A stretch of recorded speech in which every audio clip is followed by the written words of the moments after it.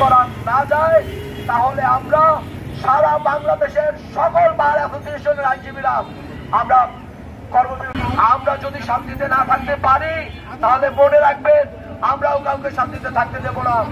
পথ আছে, অনেক পথ আছে, কিন্তু আমরা যখন এই কালো কোট পরে কোট প্রাঙ্গণে প্রবেশ করি তখন আমরা এটা আমাদের দেশে ধর্মীয় উগ্রবাদ পরিকল্পিতভাবে তৈরি করা একটি ষড়যন্ত্র। আত্মবাদ জ্ঞাপন করে আজকের মতো আমরা আমাদের বিক্ষোভ সমাবেশের সমাপ্তি ঘোষণা করলাম।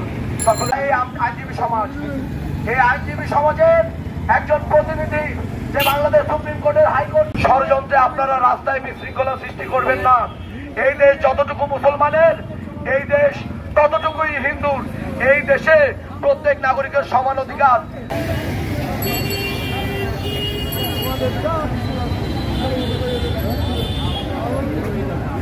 করা না যায় তাহলে আমরা সারা বাংলাদেশের সকল বার অ্যাসোসিয়েশনের আইনজীবীরা আমরা যদি শান্তিতে না থাকতে পারি তাহলে মনে রাখবেন আমরাও কাউকে শান্তিতে থাকতে দেব না। পথ আছে, অনেক পথ আছে, কিন্তু আমরা যখন এই কালো কোট পরে কোট প্রাঙ্গণে প্রবেশ করি তখন আমরা এটা আমাদের দেশে ধর্মীয় উগ্রবাদ পরিকল্পিতভাবে তৈরি করা একটি ষড়যন্ত্র।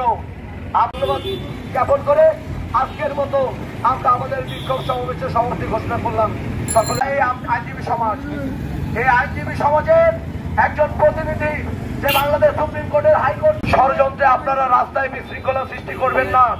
এই দেশ যতটুকু মুসলমানের, এই দেশ ততটুকুই হিন্দুর। এই দেশে প্রত্যেক নাগরিকের সমান অধিকার।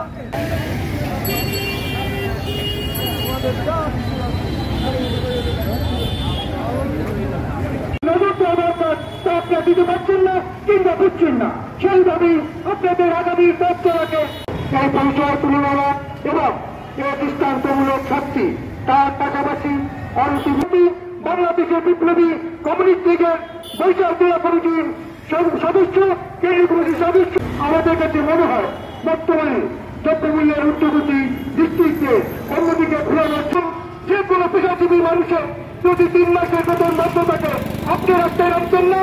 আপনাদের স্বাস্থ্য মন্ত্রণালয় 19,000 কর্মী এখন 3 মাস যাবত বেতন পাচ্ছে না।